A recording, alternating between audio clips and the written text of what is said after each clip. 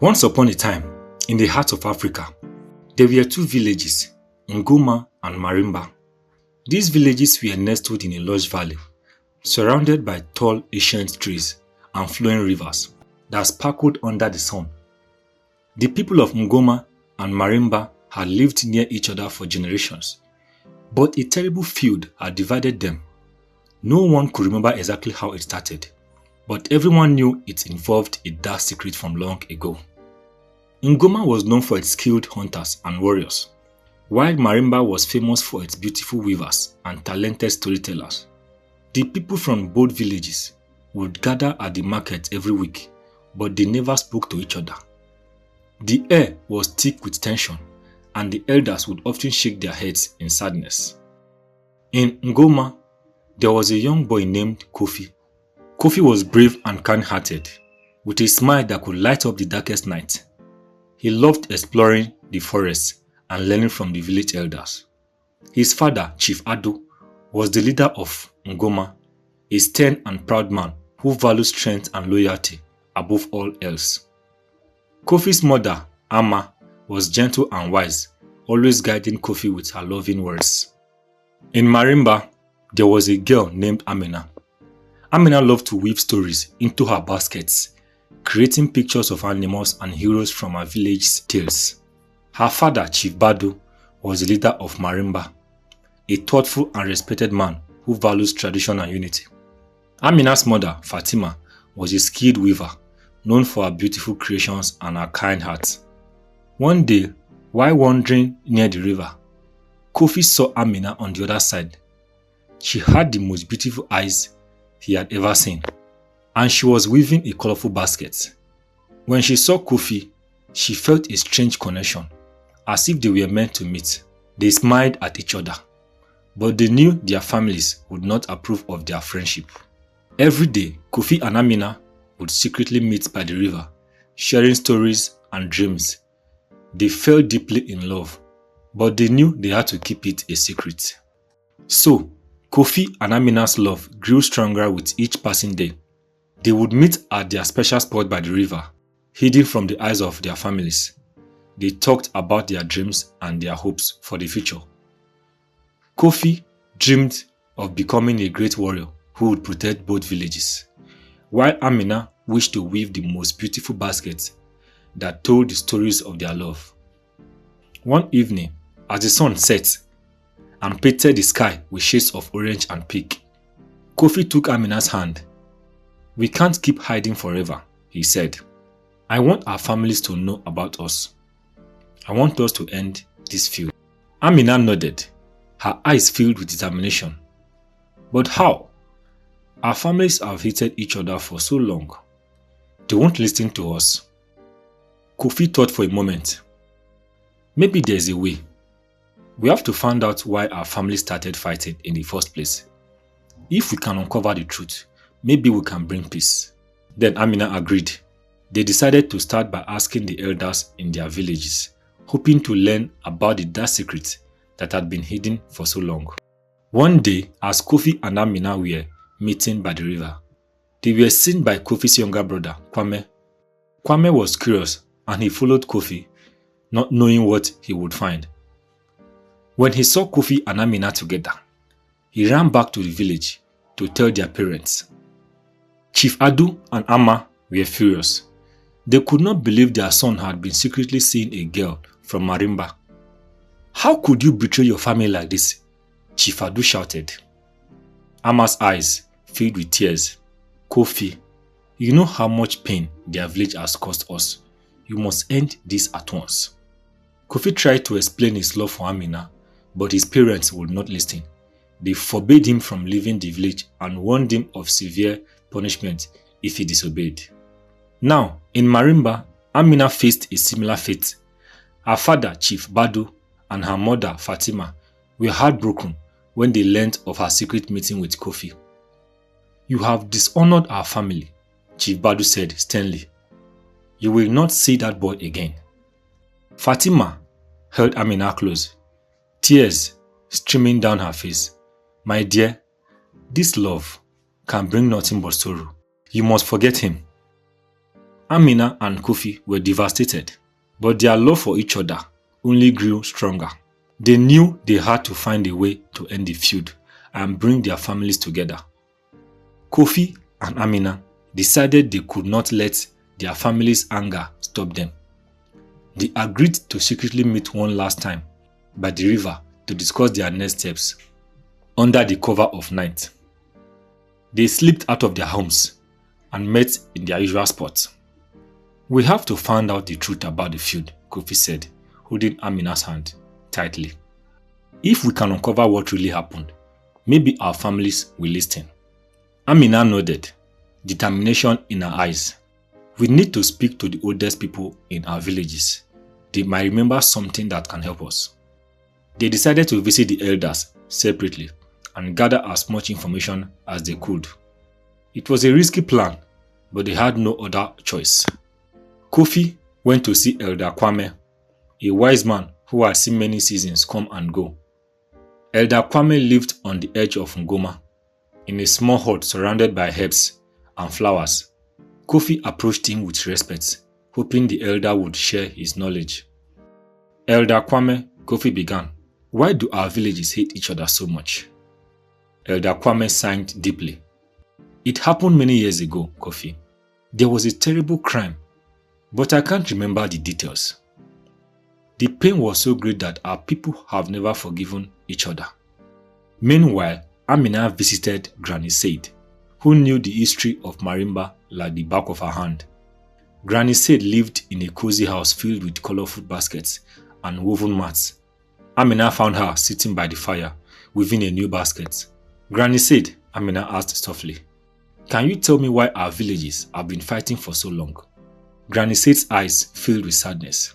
"It's a story filled with sorrow, my dear. Long ago, there was a great betrayer, but the truth has been buried with time." So now Kofi and Amina realized they needed to dig deeper. They decided to meet that night to share what they had learned and plan their next steps. Kofi and Amina met under the full moon, the light reflecting off the river like a silver ribbon. They shared what they had learned from Elder Kwame and Granny Said. It seemed like the truth had been forgotten. Kofi said, "But if we can find out what really happened, we might be able to end the feud." Amina nodded. "Maybe there's something written in the old village records, or perhaps we can find someone who still remembers." They decided to visit the ancient tree at the edge of the forest, a place where spirits of their ancestors were said to reside. They hoped the spirits might guide them to the truth. As they approached the tree, a gentle breeze began to blow, rustling the leaves.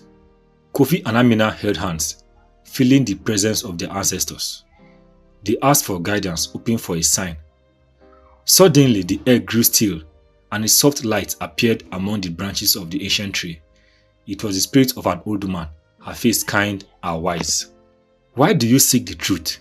the spirit asked in a gentle voice. "We want to end the feud between our villages," Kofi explained. "We want our families to accept our love." The spirit nodded. "The truth you seek lies in the heart of the forest, in a hidden cave. There you will find the answers you need. But be careful, for the path is dangerous and filled with trials." Kofi and Amina thanked the spirit and promised to be brave.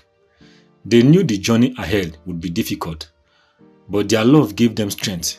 With the spirit's guidance, they set off into the heart of the forest, determined to uncover the truth and bring peace to their villages. The next morning, Kofi and Amina packed some food and water and set out on their journey. The forest was dense and full of life. They walked through towering trees and crossed babbling brooks, following the path the spirit had described. After hours of walking, they came upon a hidden cave, its entrance covered in vines and moss. They carefully pushed the vines aside and stepped inside. The cave was dark and cool, and their footsteps echoed as they moved deeper into its depths. They lit a small torch, and the light revealed ancient carvings on the walls. The carvings told the story of two great leaders from Ngoma and Marimba, who were once friends, but a terrible misunderstanding led to a betrayal, and the leaders turned against each other. The pain and anger of that betrayal had been passed down through the generations, fueling the feud. Kofi and Amina realized that if they could bring this story to light, their families might understand and forgive each other. But they needed more proof. They decided to explore further, hoping to find something that would help them end the feud once and for all. Deeper in the cave, Kofi and Amina discovered a small hidden chamber. In the center of the chamber was a pedestal, and on it lay a beautiful amulet. The amulet was made of gold and decorated with precious stones. It seemed to glow with an inner light. "This must be important," Amina said, carefully picking up the amulet. "Maybe it belonged to the leaders in the story." Kofi nodded. "We should take it back to our villages. It might help us prove the truth." As they left the cave, the ground trembled and the entrance began to close. They ran as fast as they could, barely making it out before the cave sealed shut behind them. Kofi and Amina hurried back to their villages, eager to share what they had found. They decided to meet at the market where both villages gathered every week. They hoped the amulet and the story from the cave would convince their families to listen. When they arrived at the market, they stood together and called out the villagers. "Please listen to us," Kofi shouted.